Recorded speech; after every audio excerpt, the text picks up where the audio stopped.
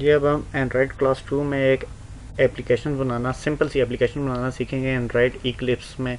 तो सबसे पहले मैं इक्लिप्स को आपको डिस्प्ले कर देता हूँ कैसा होता है।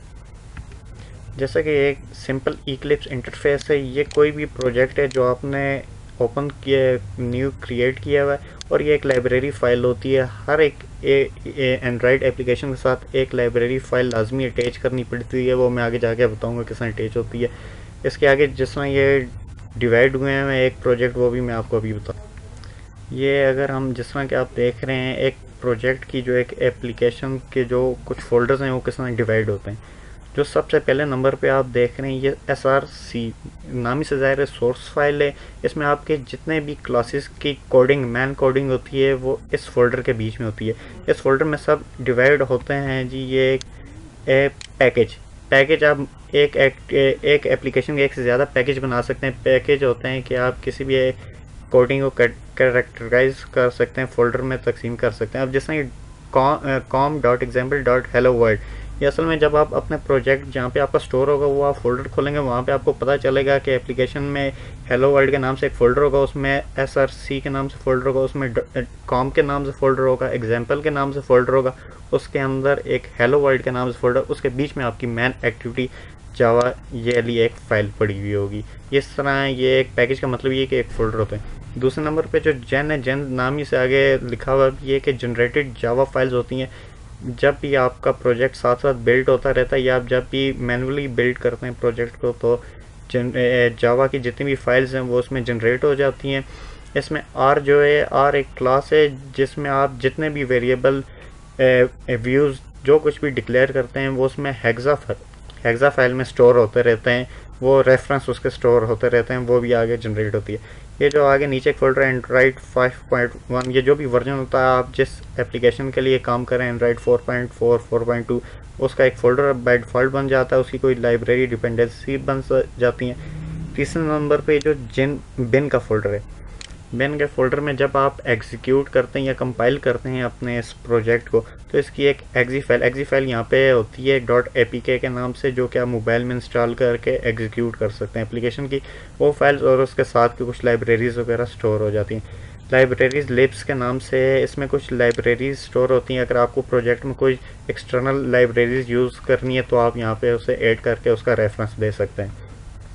इसके बाद रिसोर्सेज नाम ही से ज़ाहिर है कि जैसा पहले भी मैं आपको थ्योरी में बताया कि इसमें आपके सारी रिसोर्सेज के हवाले से चीज़ें होती हैं। इसमें जो पहले कुछ चीज़ें ड्राइबल HTTPI, LDPI, MDPI वगैरह, ये इसमें आप रखते हैं अपनी इमेजेस वगैरह, कुछ फाइल्स रखती हैं। ये जो हर एक ड्राइबल के आगे HTTPI वगैरह रखा है, ये साइजेस, स्क्रीन साइजेस। अब जिसमें हम एक एप्लीकेशन बनाते हैं मल्टीपल स्क्रीन्स के लिए, जैसा कि एप्लीकेशन वो एंड्रॉयड फ़ोन पे भी चल सके, टैबलेट पे भी चल सके, एंड्रॉयड टीवी पे चल सके, तो उस हिसाब से डिवीजन होती है। मैं डिवीजन आपको अभी बताता हूँ ये डिवीजन के साथ। ये आप जैसा कि देख सकते हैं एंड्रॉयड की स्क्रीन को दो हिसाब से तकसीम किया जाता है। पहला है जी एंड्रॉयड साइज़ इंचज़, यानी कि इंच के हिसाब से एंड्रॉयड स्क्रीन को डिवाइड कर। दूसरा होता है DPI, यानी कि DPI पिक्सल होते हैं। तो हर एक को आगे 4 सब कैटेगरीज में डिवाइड किया जाता है। इंचज़ में 4 हैं, small, normal, large, extra large. 2 से 3 इंच के दरमियान जो स्क्रीन होती है स्मॉल की कैटेगरी में रखते हैं, और 3 से जो 5 के दरमियान होती है उसे नॉर्मल, और 4 से लेकर 7 तक लार्ज, और 7 से 10 एक्स्ट्रा लार्ज कैटेगरी में आती है। ऐसे ही पिक्सल वाइज भी हम 4 हिस्सों में डिवाइड कर देते हैं। अब जो फोल्डर आपने देख, ये जो फोल्डर हैं ट्राइबल, HTTPI, XTPI, LDPI वगैरह, ये वही फोल्डर हैं जो कि अभी मैं एक्सप्लेन किया कि ये कैटेगराइज डिवाइड होते हैं। इसमें हम उसी कैटेगरी के हिसाब से तस्वीरें रखते हैं। अगर आपकी इमेज, आपके जो एप्लीकेशन जहाँ पे रन हो रही है उसका स्क्रीन साइज़ अगर लार्ज है, एक्स्ट्रा लार्ज है, तो बाय डिफ़ॉल्ट जो एप्लीकेशन है वो उसमें इतना ऑटोमेटिक सिस्टम है कि वो उसी स्क्रीन के मुताबिक, अगर आपने सेम उसी का कोई लोगो या कोई तस्वीर रखी हुई है तो उसी फोल्डर हाई रेजोल्यूशन वाली फ़ोटो उठा लेगी। अगर नहीं रखी तो बाय डिफ़ॉल्ट जो लो क्वालिटी HTTPI फोल्डर में होती है तो वहाँ से वो इमेज उठा लेती है। अब जो इसके बाद है जी लेआउट, ये बहुत एक यूज़र इंटरफेस, यहाँ पे हम यूज़र इंटरफेस लेआउट डिफ़ाइन करते हैं जितने भी हमें यूज़र को इंटरफेस देने हो। मेन्यू में होते हैं कि जिस तरह मेन्यू भी आगे 2-3 किस्म के होते हैं कि एक simple menu, context menu, drop down menu वगैरह। तो यहाँ पे हम मेन्यूज़ डिफ़ाइन कर देते हैं XML में। ज़्यादा कोडिंग XML और जावा। ये जैसा कि आप देख रहे हैं वैल्यूज़ में डायमेंशंस हैं, स्ट्रिंग्स हैं, स्टाइल्स हैं। वैल्यूज़ में XML की तीनों फाइल हैं, डायमेंशन में हम बताती हैं एप्लीकेशन के डायमेंशंस क्या होंगे, ओरिएंटेशन और लैंडस्केप होगी, पोर्ट्रेट होगी, ओरिएंटेशन वगैरह हम बताते हैं इसमें।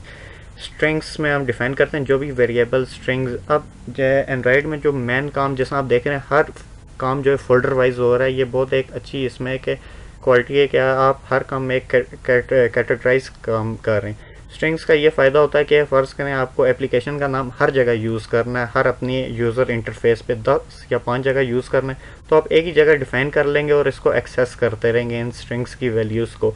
अगर आपको एप्लीकेशन का नाम चेंज करना तो आपको 10 जगह चेंज करने के बजाय इसी एक स्ट्रिंग के वेरिएबल को इसकी स्ट्रिंग की फ़ाइल ओपन करने के बाद इसमें जो एक वैल्यू है उसको आप चेंज कर लेंगे। जैसा कि इसमें ये स्ट्रिंग में ये फेसबुक के नाम से एप्लीकेशन है, आप इसमें कुछ भी नाम चेंज कर देंगे तो जहाँ जहाँ ये वेरिएबल ऐप नाम से यूज़ हुआ होगा हर जगह वहाँ पे वो नाम चेंज हो जाएगा। ऐसे स्टाइल्स हैं, स्टाइल्स में आप मुख्तलिफ एप्लीकेशन में स्टाइल दे सकते हैं। ऐसे ही आप एक colors.xml के नाम से फ़ोल्डर बना सकते हैं जिसमें आप कलर्स दे सकते हैं। अब जो यहाँ पे वैल्यूज़ हैं, वैल्यूज़ के साथ आपने देखा होगा जो ये मैं मुख्तलिफ ये दिखाया, ये तो रेजोल्यूशन के हिसाब से ये ड्राइबल उसके फाइल्स हैं। आपने देखा होगा कि एक ही एप्लीकेशन होती है मल्टी लैंग्वेज के लिए होती है, यूज़ होती है। जैसे कि आपको इंग्लिश के लिए भी एक ही लैंग्वेज चाहिए, उर्दू के लिए भी, तो यहाँ पे आप एक अलग से एक फ़ोल्डर बना देंगे कि values/en यानी कि इंग्लिश, values/ur उर्दू। तो ये मल्टी लैंग्वेज होती है, ये बहुत ही एडवांस टॉपिक है, हम आगे डिटेल में डिस्कस करेंगे। इसका मकसद यही होता है कि अगर यूज़र उर्दू में लैंग्वेज एप्लीकेशन देखना चाहे तो सिंपल आप ये करेंगे, स्ट्रिंग का जो वेरिएबल नाम है वो सेम रहेगा, जैसा कि ये ऐप नाम है ये सेम रहेगा, लेकिन यहाँ पे बिलाल जो इंग्लिश में लिखा है ये हम उर्दू में टेक्स्ट चेंज कर देंगे जिस हिसाब से भी हमें चेंजिंग करनी है। तो यही होगा कि मल्टी लैंग्वेज भी हो जाए। इसलिए ऐसे ही होता है कि जो मल्टी जैसे वेब डेवलपमेंट में होता है रिस्पॉन्सिव थीम होते हैं, उसके लिए ये होता है कि हम जिस तरह ये लेआउट बना रहे हैं तो ये लेआउट सिंपल है, तो इस लेआउट को भी आगे हम स्क्रीन वाइज डिवाइड करके नए नए लेआउट्स बना देंगे। तो वही बात है कि एंड्रॉइड ऑटोमेटिकली पिक कर लेगा कि स्क्रीन का लेआउट कैसा है, उसका साइज़ कैसा है, तो उसी हिसाब से एडजस्ट करके वो दिखा देगा आगे आपकी एप्लीकेशन पे।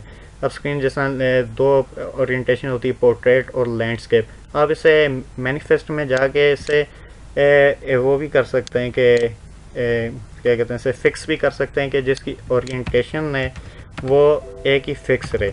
तो इसके अलावा आप इसको ये भी कर सकते हैं कि आप इसकी ओरिएंटेशन जो है वो ऑटोमेटिकली चेंज भी कर सकते हैं, जो जैसा कि आपने देखा स्क्रीन रोटेट का फीचर हो। तो नेक्स्ट हम अपने कोड की तरफ जाते हैं। क्या मैं आपको एक नया प्रोजेक्ट क्रिएट करके दिखाता हूँ। सबसे पहले फाइल में जाएंगे, न्यू, तो मेरे पास ये इंटीग्रेटेड इक्लिप्स चुना है, तो इसमें एंड्रॉयड एप्लीकेशन प्रोजेक्ट के नाम से नाम मैं कोई भी देता हूँ, हेलो के नाम से दे दिया। इसमें मिनिमम टारगेट जैसे मिलता है मैनिफेस्ट में भी हम डिक्लेयर बाद में कर सकते हैं, इसका मिनिमम मैं फर्स्ट कहें 12 रख लेता हूँ। टारगेट 4.x से कुछ भी हम कर लेते हैं, 4.2 जेलीबीन कुछ भी कर सकते हैं। नेक्स्ट कर देंगे, तो नेक्स्ट जो आपको इसका लोगो वगैरह रखना है, नाम रखना है, वो भी आप चेंज करने के बाद ब्लैंक एक्टिविटी करने के बाद नेक्स्ट कर देंगे। ये इसका बाय डिफ़ॉल्ट जो लेआउट होगा यूज़र इंटरफेस का नाम है और मैन एक्टिविटी का नाम है जो सबसे पहली होगी, ये बाय डिफ़ॉल्ट हम यही रहने देते हैं। जैसा कि अभी प्रोजेक्ट मैं नया क्रिएट किया, मैं यहाँ पे एक एरर भी है, मैं आपको एक्सप्लेन करूँगा। बहुत ही ज़्यादा कॉमन एरर है जो कि बहुत तंग करता है मुझे भी, काफ़ी जब मैं सीख रहा था काफ़ी वीक्स बाद ये एरर ठीक करना आया था। जैसे आर फाइल में बताया था, आर फाइल कौन सी होती है, एक जावा क्लास होती है जिसमें हम हमारे जितने भी वेरिएबल व्यूज़ जो कुछ भी हम डिक्लेयर करते हैं उनका रेफरेंस स्टोर होता है हेक्सा फाइल में। ये अभी एरर दे रहा है कि आर फाइल ये जो लेआउट है जो हमने अभी इसके साथ लिंक किया हुआ है उसे उठा नहीं रहा है। वो क्यों नहीं उठा रहा है कि यहाँ पे आप देख रहे हैं मैंने कहा था कि हर एक एप्लीकेशन के साथ एक लाइब्रेरी हमने अटैच करनी होती है। जो बाय डिफ़ॉल्ट गूगल देता है वो ये वाली लाइब्रेरी है, इक्लिप्स जो है ये वाली, लेकिन मैंने जो नेट से डाउनलोड की हुई है ये वाली की हुई है क्योंकि ये थोड़ी एडवांस है, तो इसलिए ये एरर दे रहा है। तो इस लाइब्रेरी को सबसे पहले हम डिलीट करते हैं। डिलीट हार्ड डिस्क से डिलीट करना है, वर्क स्पेस है। तो अब इसकी हम राइट क्लिक करेंगे, हेलो वर्ल्ड जो हमारी एप्लीकेशन, इसकी प्रॉपर्टीज़ में चले जाएंगे। प्रॉपर्टीज़ में एंड्रॉयड में देखें ये वो फाइल है जो एरर कर रही थी, हमने डिलीट कर दिया। ये जो है दूसरी फाइल जो हमने डाउनलोड की हुई लाइब्रेरी, ये इसके साथ लिंक कर देनी है। तो ये जैसे कि आप देख रहे हैं मैंने इसकी लाइब्रेरी तो चेंज कर दी, फिर भी एरर है। एरर इस वजह से जो इसके ऊपर ये जो इंपोर्ट फाइल हुई है ये पुरानी लाइब्रेरी की हुई है और एक्सटेंड कर रहा है एक्शन बार एक्टिविटी को। इसे हमें डिलीट करना है, एक्टिविटी रख देना है और कंट्रोल शिफ्ट ओ ये यूज़ होता है। कंट्रोल शिफ्ट ओ हम प्रेस करेंगे, ये इसलिए होता है कि मिसिंग जितनी भी लाइब्रेरीज होती हैं उन्हें ऑटोमेटिकली इंपोर्ट कर देता है ये इंपोर्ट। और आपने देखा कि सारे एरर रिमूव हो गए। तो ये पैकेज का नाम है। जैसे मैं बताया था इंपोर्ट वो होती हैं जो हम व्यूज़ या चीज़ें यूज़ करें। जैसे हम एक्टिविटी यूज़ करें, इसकी फ़ाइल इंपोर्ट होगी, ये लाइब्रेरीज वगैरह इंपोर्ट हो जाती हैं। मेन क्लास से एक्सटेंड कर रहे हैं हम एक्टिविटी में, यानी कि मेन क्लास में हम एक नॉर्मल एक्टिविटी की फंक्शनलिटी यूज़ करें। ऑन क्रिएट जैसे, रुके मैं आपको इसका पूरा एक प्रोसेस, एक लाइफ साइकिल बता देता हूँ। ये जैसे कि आप देख रहे हैं किसी भी एक्टिविटी लॉन्च होने के कुछ फेजेस, कुछ लाइफ साइकिल होते हैं। जैसा कि सबसे पहले एक ऑन क्रिएट नाम से ज़ाहिर है जब एप्लीकेशन क्रिएट होती है सबसे पहले ये लाइफ साइकिल स्टार्ट होता है। ऑन स्टार्ट जब एक्टिविटी कोई फंक्शन स्टार्ट करती है अपना काम। ऑन रेज्यूम, ये ऑन रेज्यूम तब होता है जब आपकी एक्टिविटी ऑन पॉज पे चली जाए, यानी कि एक्टिविटी विजिबल ना हो। तो जब विजिबल से अनविजिबल से विजिबल होती है तो ऑन रेज्यूम हो जाती है। और इसके बाद एक्टिविटी आप स्टॉप ही कर सकते हैं। स्टॉप ये कि एक्टिविटी अभी, यानी कि स्टॉप से मतलब डिस्ट्रॉय नहीं होती। जैसे कि आप देखते हैं काफ़ी एप्लीकेशन आप एग्जिट कर देते हैं लेकिन फिर भी वो आपके लॉन्चर में ओपन रहती है। तो स्टॉप से हम दोबारा रीस्टार्ट पे भी आ सकते हैं। तो ये फेज़ एक होता है एक्टिविटी डिस्ट्रॉय का, जिससे एक्टिविटी किल या डिस्ट्रॉय हो जाती है, इसके बाद एक्टिविटी शट डाउन हो जाती है। तो ये वही है कि ऑन क्रिएट में हमने एक बंडल सुपर इंस्टेंस दे दिया है। सुपर का मतलब होता है कि हमने इस क्लास को डिफाइन कर रहे हैं कि इसका एक, ये जो सुपर कीवर्ड है ये रेफरेंस करता है अपने जो पेरेंट एक्टिविटी है उसकी तरफ, उसका कंस्ट्रक्टर होता है। तो हमने बताया कि सुपर डॉट ऑन क्रिएट की एक्टिविटी है तो उसमें हमने बता दिया सेट कंटेंट व्यू। इसका मतलब है कि इस एक्टिविटी पे कौन से लेआउट, कौन सा व्यू यूज़र इंटरफेस शो करना है। ये कीवर्ड है सेट कंटेंट व्यू, और वो ये जहाँ पे हमारी सारी फीचर्स, सारी चीज़ें रेफरेंस होता है। और डॉट क्या चीज़ हम उठा रहे हैं, लेआउट कौन सा, एक्टिविटी मैन, जो मैं बताया था बाय डिफ़ॉल्ट ये बना हुआ है resources layout activity man. Shortcut तरीका होता है कंट्रोल का बटन दबा के रखें और इसके ऊपर कर्सर लेके जाएं, क्लिक कर दें तो वो आपको उसकी डेस्टिनेशन की तरफ लेके चला जाएगा। तो ये इसका अभी ग्राफिकल व्यू लेआउट है जहाँ पे सिर्फ हेलो वर्ल्ड लिखा हुआ है। यहाँ पे आप कुछ भी टेक्स्ट कर सकते हैं। इसको मैं अभी आपको बताता हूँ इसका अभी एक्सएमएल थोड़ी डिटेल में। जैसे मैं बताता हूँ on create menu by default होता है, इसमें मेन्यू ऑन जो भी होते हैं वो इन्फ्लेंट हो जाते हैं। फिर ये इसके बाद है कि अगर मेन्यू का कौन सा ऑप्शन सेलेक्ट हो तो उसे कौन सा फंक्शन परफॉर्म करना है यहाँ पे हम डिक्लेयर कर देते हैं। तो अभी हम सिंपल बेसिक पे जा रहे हैं। यहाँ पे जो लेआउट यूज़ हुआ है मैं आपको लेआउट की टाइप्स भी बता देता हूँ। यहाँ सबसे पहला एक लेआउट है लीनियर लेआउट। लीनियर लेआउट ये है कि वो जिस तरह हम समझते हैं कि आप एक डब्बे के ऊपर दूसरा डब्बा रख रहे हैं, एक डब्बे के साथ दूसरा डब्बा रख रहे हैं, ये साथों साथ होता है। इसमें ओरिएंटेशन अगर हम इस लीनियर लेआउट को दे देते हैं वर्टिकल, तो आपकी जो पहली आपकी जो चीज़ व्यू होगी तो दूसरी व्यू उसके नीचे आ जाएगी। इसी तरह तरतीब वाइज वर्टिकल एक के साथ दूसरी के साथ तीसरी आती जाएगी। अगर हम ओरिएंटेशन उसकी हॉरिजेंटल दे देते हैं तो उसकी डायरेक्शन ये चेंज हो जाएगी। इसमें आपको कोई रेफरेंस नहीं देना पड़ता। जैसे कि लीनियर लेआउट की एक एग्जांपल है जिसमें इसने ओरिएंटेशन हॉरिजेंटल दी हुई है। तो देखें जो भी बटन इसने नीचे डिक्लेयर किए गए हैं वो हॉरिजेंटली आगे आगे शो होते जा रहे हैं। ऐसे ही वर्टिकल है, वर्टिकल में जो बटन वो डिक्लेयर करता जाता है वर्टिकल पोजीशन में, ओरिएंटेशन में नीचे नीचे शो होते जा रहे हैं।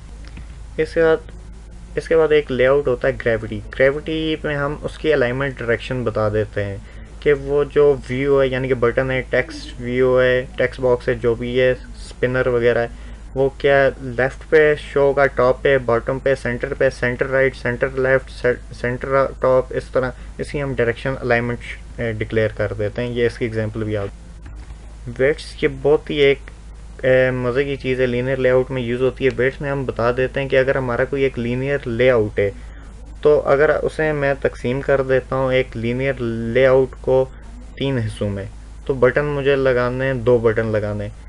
तो अगर मैं उसका वेट लीनियर लेआउट का 3 दे दूंगा तो उसमें अगर मैं पहले, यानी कि आप ये समझेंगे उस लीनियर लेआउट को मैं 3 हिस्सों में तकसीम कर रहा हूँ। और अगर मैं पहले बटन को वेट दे देता हूँ 2 का, तो ये होगा जो वो एक लेआउट के 3 हिस्से होंगे उनमें से जो 2 हिस्से बनते होंगे, यानी कि उसका जो 2/3 पार्ट होगा वो एक बटन कैप्चर कर लेगा, और जो लास्ट वाला है उसे मैं वेट 1 देता हूँ, यानी कि जो आखिरी तीसरा हिस्सा है वो कैप्चर कर देगा। इस एग्जांपल में भी उसने वेट इसका 5 दिया हुआ है, उसमें से एक वेट पहले बटन को दिया हुआ है, 3 दूसरे को और एक तीसरे को। इस जैसे कि आप देख रहे हैं कि पहला वेट यानी कि 1 वेट इसे मिला है, आखिरी को 1 और दरमियान वाले को 3 वेट, उनसे ज़्यादा स्पेस मिली, एलोकेशन स्पेस। इसके बाद एक ग्रिड लेआउट होता है, इसमें रोज़ और कॉलम्स की फॉर्म में आप शो करते हो अपने जो भी व्यूज़, जो भी लेआउट में जो भी चीज़ें आपको शो करनी। सिमिलरली एक टेबल लेआउट होता है, वो भी ग्रिड व्यू की तरह होता है, उसमें भी रोज़ और कॉलम्स की एग्जांपल्स होती है। इसका एक नेस्टेड लेआउट है, नाम ही से ज़ाहिर है, जिसमें जो काफ़ी लूप्स वगैरह पे काम किया है कि nested for loop, nested if, यानी कि एक लूप के अंदर दूसरा लूप, ऐसे ही एक लेआउट के अंदर एक से ज़्यादा लेआउट भी हम रख सकते हैं। ये नेस्टेड लेआउट की एग्जांपल है कि आउटर लूप कोई भी हो सकता है, उसके अंदर इनर लूप हम कोई भी दे सकते हैं।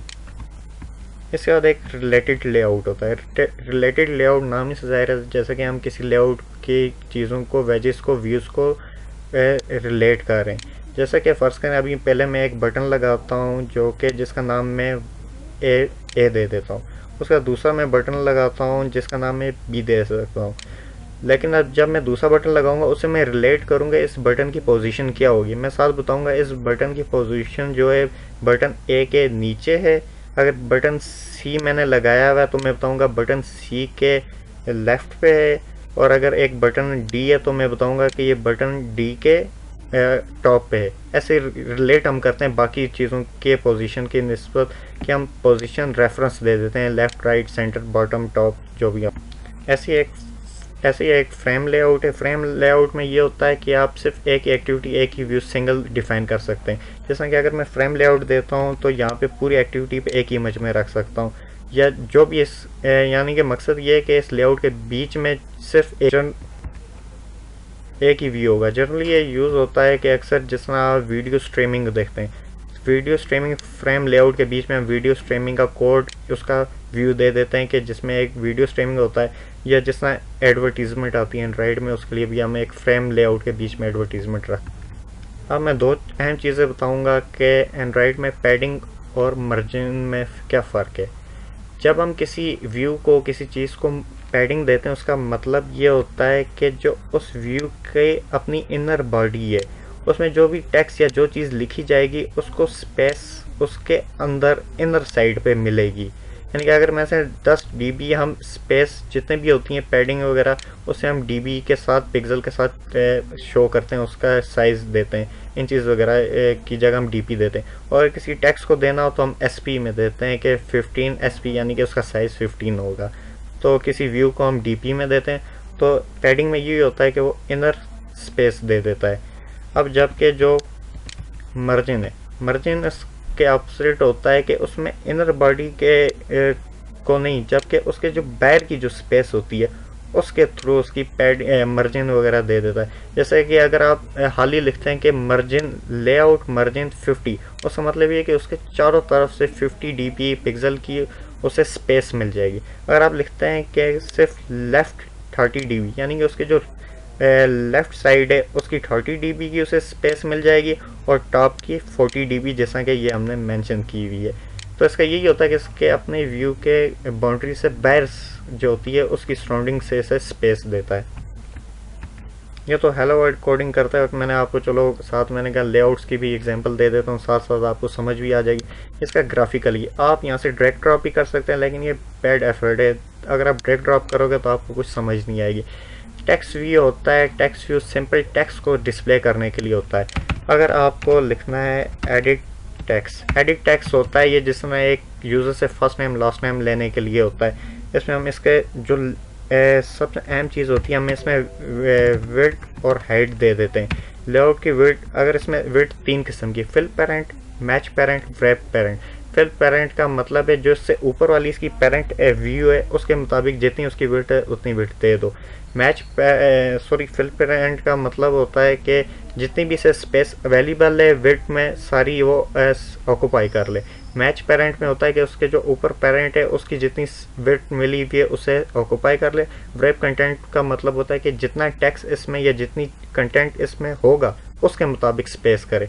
अभी जैसे कि मैं व्रेप कंटेंट विड्थ कर देता हूँ और इसकी जो हाइट है लेआउट वो भी मैं कर देता हूँ व्रेप कंटेंट कर देता हूँ। इसका जो टेक्स्ट है वो मैं लिख देता हूँ। ये शॉर्टकट जैसा ये आप देख रहे हैं मेरे पास डिस्प्ले हो रहा है, इसका एक शॉर्ट होता है टेक्स्ट थोड़ा सा लिखें, कंट्रोल का बटन दबाएं और स्पेस प्रेस कर दें तो आगे आपको ऑप्शन दे देता है ऑटो कंप्लीट करेंगे। टेक्स्ट लिख दिया, मैं कुछ भी इसमें टेक्स्ट लिख देता हूँ। अब टेक्स्ट ऐसी को टेक्स्ट में कॉपी पेस्ट कर देता हूँ। अभी आप देखेंगे कि जितना इसमें थोड़ा एरर आ रहा है, एरर ये लॉकेट का एरर इस वजह से कि मेरे पास STK 1920 पे ओपन है। यहाँ पे क्लिक करने के बाद से 19 करना है, एरर रिमूव हो जाएगा। ये देखें एरर रिमूव हो गई। बहुत काम की चीज़ें हैं तो ये काफ़ी अच्छी लाजमी सीखनी होती है। आपने देखा कि हेलो वर्ल्ड और ये टेक्स्ट बिल्कुल एक दूसरों के मिक्स अप आ रहा है, वो क्यों आ रहा है ये आप गौर करें ये कौन सी लेआउट है। तो इसमें मैंने क्या बताया था, आपको डिफाइन करना पड़ता है हर व्यू को कि कौन सा व्यू किस जगह पे किसके नीचे होगा। ये इसके नीचे मैंने यहाँ पे डिक्लेयर नहीं किया, इस वजह से ये उसके साथ ही लिखा हुआ आ रहा है। अब अगर मैं टेक्स्ट कम कर देता हूँ, इसका टेक्स्ट कम कर देता हूँ तो आपने देखा तो उसने उतनी स्पेस ली है जितने उसका टेक्स्ट या जितना उससे काम करना है। तो इसमें ये सिंपल होता है, यूज़र से इनपुट लेने के लिए होता है। तो ये एक सिंपल हेलो वर्ल्ड की एग्जांपल है। तो इसको मैंने जिसमें आपको 3 लिंक्स दिए थे, तो एक लिंक था एंड्रॉइड इक्लिप्स इंटीग्रेटेड डाउनलोड करने के लिए, दूसरा STK का था जावा, और तीसरा था एक एमुलेटर था ज़ेमरीन का।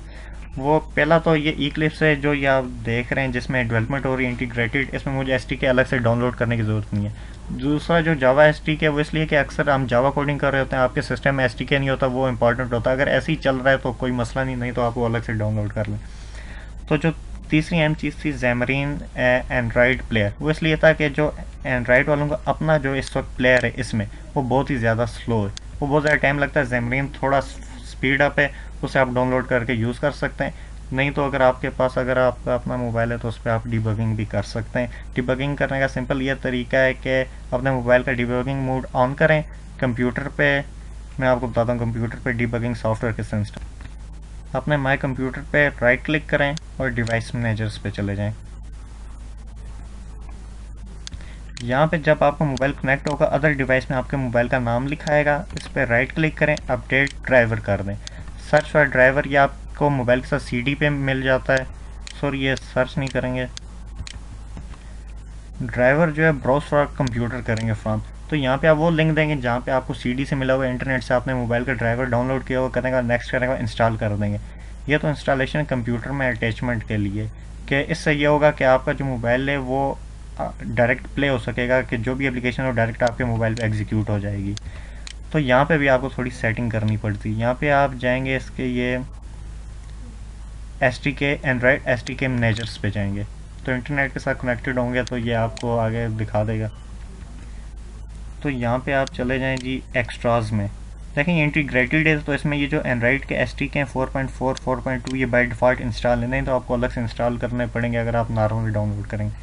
तो इसमें आप कुछ चीज़ें इंस्टॉल कर लें जैसे कि ये गूगल USB ड्राइवर, ये डिबगिंग के लिए होता है, इसे आप इंस्टॉल करके रखते हैं अपने पास। तो जब इंस्टॉल हो जाएगा यहाँ पे ऊपर ये प्ले का है, प्ले कर देंगे, या आप रन कॉन्फ़िगरेशन भी कर सकते हैं। इसमें आप बता सकते हैं जो आपका प्लेयर है उसका टारगेट क्या होगा, अगर वर्चुअल मशीन है या ऑलवेज आप पूछना चाहते हैं रन कर सकते हैं। मैं इस वक्त मोबाइल पे डिबगिंग कर रहा हूँ, इस पर आप काफ़ी प्रॉपर्टीज़ उसकी रन कॉन्फ़िगरेशन चेक कर सकते हैं। तो फ्रेंड्स अभी हमने इसे एग्जीक्यूट करेंगे मोबाइल पे, बिल्कुल ओके चल जाएगा। हेलो वर्ल्ड की एप्लीकेशन भी हमने की, लेआउट्स भी डिफाइन कर दी है। तो हमने एक पूरा एक स्ट्रक्चर भी देख लिया कि एक प्रोजेक्ट का स्ट्रक्चर क्या होता है, हेलो वर्ल्ड की एक्टिविटीज़ क्या है, इसकी कोडिंग क्या चीज़ होती है, इसके पूरा हमने एक्टिविटी भी देख ली कि इसका लाइफ साइकिल्स क्या है। बाकी इसके अलावा आपको और भी मैं डिटेल आगे ट्यूटोरियल में दूंगा, एक्सप्लेन करूंगा, ट्यूटोरियल के साथ मैं कोडिंग भी आपको देता रहूँगा। तो आपको कोई भी क्यूरी हो मुझसे किसी वक्त भी पूछ सकते हैं। Thank you.